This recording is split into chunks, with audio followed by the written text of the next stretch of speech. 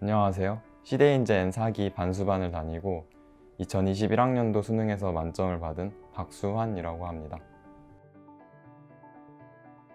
저는 사실 현역 때 수능을 잘 본 편이었어요. 근데 수시 합격하는 바람에 정시에 지원을 못 해봤고 그 부분이 아쉬움이 남았어가지고 그래서 1학기가 종강하자마자 반수반에 들어가서 수능 공부를 시작했던 것 같아요. 저는 사실 공부를 처음 시작할 때 성적에 대한 부담보다는 오히려 약간의 자만이 있었던 것 같아요. 사실 작년에 수능을 잘 봤었기 때문에 나는 이미 그 정도 성적을 받았고 조금만 공부를 해서 이 성적을 유지만 해도 충분히 성공할 수 있다고 이런 자만심을 가졌던 것 같아요. 근데 시대인재에 들어오면 이제 서바이벌이라든지 원래고사라든지 이런 시험들을 보게 되는데 거기서 분명 한 문제 정도만 틀려서 꽤 괜찮게 본 거라고 생각을 했는데 실제 내부 등수에서 많이 밀리는 거를 보면서 조금 놀랐던 것도 있고요. 그리고 실제 그 학생들이 잘하는 학생들인데 아침부터 그리고 밤 10시에 퇴원할 때까지 진짜 한시도 쉬지 않고 열심히 공부하는 거를 보면서 겸손함을 얻을 수 있었던 것 같아요. 그래서 반수를 시작하는데 도움이 많이 됐던 것 같습니다. 근데 저는 이제 현역 때보다 체력이 많이 떨어졌다고 느껴서 그 부분에 신경을 쓰면서 공부를 했던 것 같아요. 그래서 제가 지킨 생활 수칙은 두 가지 정도가 있는데 먼저 첫 번째는 아침밥을 꼭 먹는다였고 두 번째는 일주일에 하루는 쉬어야 한다는 거였어요. 아침밥을 안 먹고 학원에 갔을 때 오전에 공부를 못한 경험을 많이 해봤었기 때문에 그 뒤로는 아침밥을 반드시 먹고 등원하는 습관을 가졌고요. 그리고 일주일에 하루 정도는 재충전의 시간을 가져야지 오래오래 공부할 수 있다고 생각해서 토요일에는 집에서 쉬면서 유튜브나 뭐 이런 거를 봤던 것 같아요. 2020년은 아무래도 코로나로 인해서 좀 특수한 수능이었다고 생각을 합니다. 특히 이제 많은 분들이 마스크에 대해서 걱정을 하셨는데 사실 마스크 같은 부분은 저도 처음에는 조금 불편했었는데 반수를 시작하고 한 일주일 정도 동안 매일 마스크를 쓰고 하루 종일 공부를 하다 보니까 금방 익숙해져서 그 부분은 수능 볼 때까지도 별로 마스크 때문에 불편을 느낀 적은 크게 없었던 것 같아요. 그리고 가림막에 대해서는 그것도 많은 분들이 걱정해 주셨는데 저도 가림막이 설치된다는 소식을 들었을 때 많이 걱정을 했었어요. 그래서 실전 모의고사를 풀 때 책상 위에 일정 공간이 항상 비워져 있어야 된다고 생각을 하면서 거기를 그 공간에 시험지나 필기구가 들어가는 일이 없게끔 항상 주의하면서 연습을 했어요. 그랬더니 실제 수능 날에 봤을 때 가림막이 사이즈가 생각보다 작아서 연습했던 것보다 쾌적하게 시험을 칠 수 있었던 것 같아요. 저는 수능 직전이라고 멘탈 관리를 따로 한 부분은 없고요. 반수를 시작하기 전에 반수를 고민할 때 목표 때문에 부담을 많이 받았었기 때문에 반수를 시작하면서 뭐 서울대, 의대라든지 수능 만점이라든지 이런 목표에 대한 생각은 완전히 차단한 상태로 반수를 시작했습니다. 그 대신 이제 오늘 공부하지 않은 게 수능날 내가 수능을 푸는 데 있어서 발목을 잡는 일이 없도록 하자는 생각으로 하루하루 공부에 임했습니다. 그래서 공부를 하는 내내 멘탈적인 부담감은 크게 없었던 것 같습니다. 그 수능 전날에는 수험표를 수령한 뒤에는 평소처럼 공부를 했던 것 같아요. 다만 이제 수능 전날 하는 마지막 공부니까 EBS 작품들을 마지막으로 한 번씩 보고 그리고 그동안 풀었던 과탐 문제들 오답 분석을 한 번씩 하고 뭐 이런 공부를 주로 했던 것 같아요. 그리고 잠은 일찍 잤는데 뭐 저는 다행히 잠을 많이 자둔 편이지만 그렇지 않은 학생들도 많을 텐데 사실 저도 잠을 많이 안 잤다 하더라도 결과가 크게 달라졌을 거란 생각은 들지 않습니다. 그래서 많은 수험생들이 이 부분을 걱정하는데 사실 크게 걱정할 부분은 아니라고 저는 생각합니다. 수능날 아침에는 저는 5시 반 정도에 기상을 했는데요.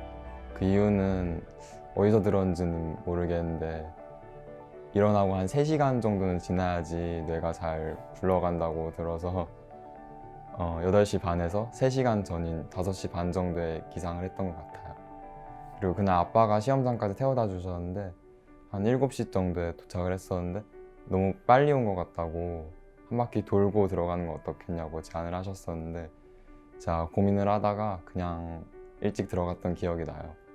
생각해보면 그렇게 하길 잘했던 게 제가 시험장에 딱 들어가자마자 제 책상 상태가 너무 안 좋은 게 눈에 띄었던 거예요. 그래서 그걸 보자마자 바로 교체 요청을 드렸는데 감독관님들이 바쁘시기도 하고 책상에 가림막도 붙어 있고 그래서 교체가 실제로 되기까지는 한 30분 정도가 걸렸어요. 그래서 그 시간 동안 공부를 사실 못했는데 그래서 지금 생각해보면 일찍 들어간 게 다행이었다고 생각을 합니다. 저는 국어에서 독해 속도를 내려면 예열을 해야 된다고 생각을 하는 편이라서 수능날 아침에도 구평 지문을 가져가서 읽었거든요.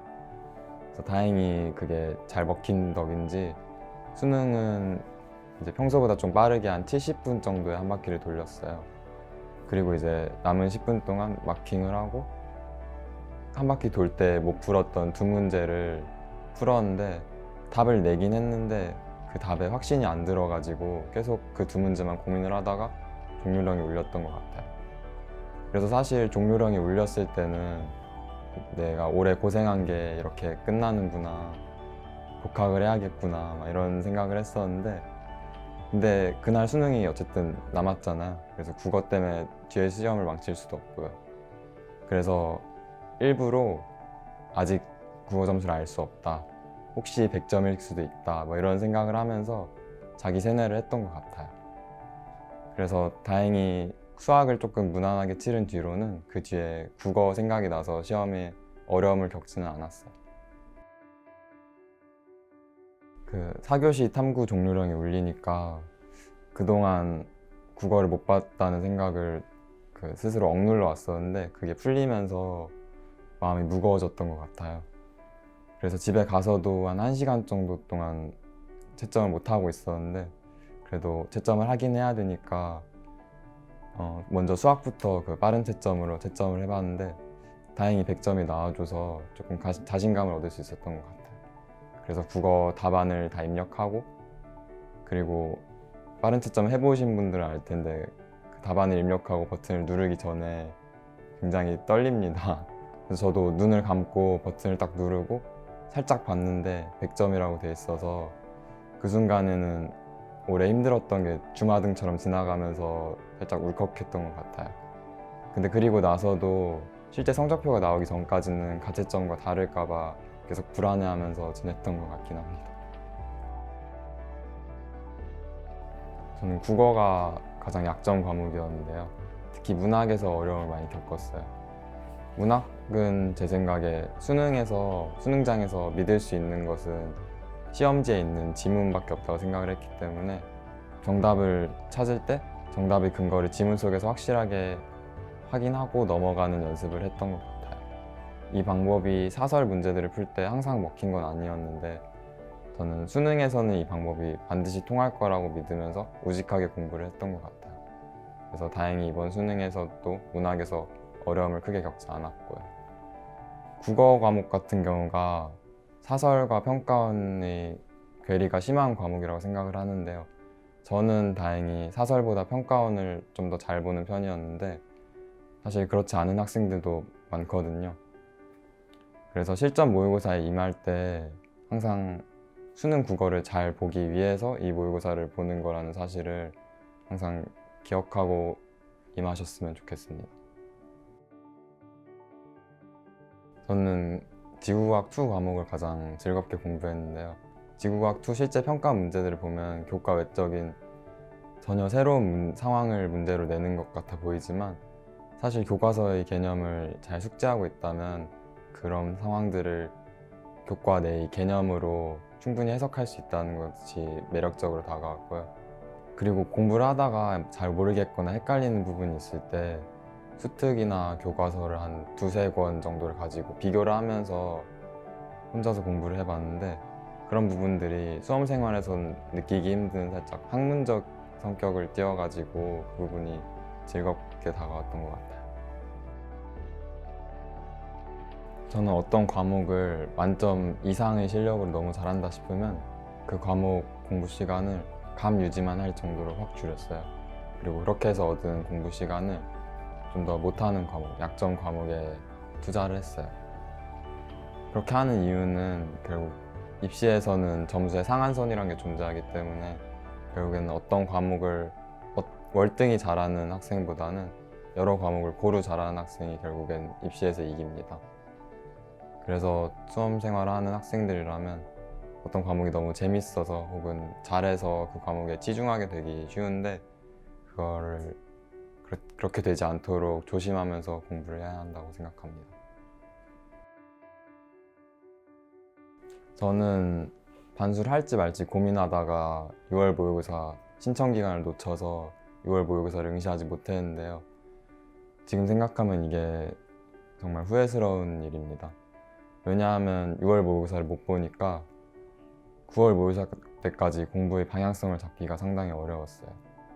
그러니까 여러분들도 준비가 됐든 아직 준비가 안 됐든 6월 모의고사를 한번 응시를 해야지 자신이 어떤 점이 부족한지 그리고 어떤 점을 개선해야 되고 어떤 방향으로 공부를 해야 될지 알 수 있기 때문에 반수하실 생각이 있으시다면 6월 모의고사를 꼭 응시하셨으면 좋겠어요.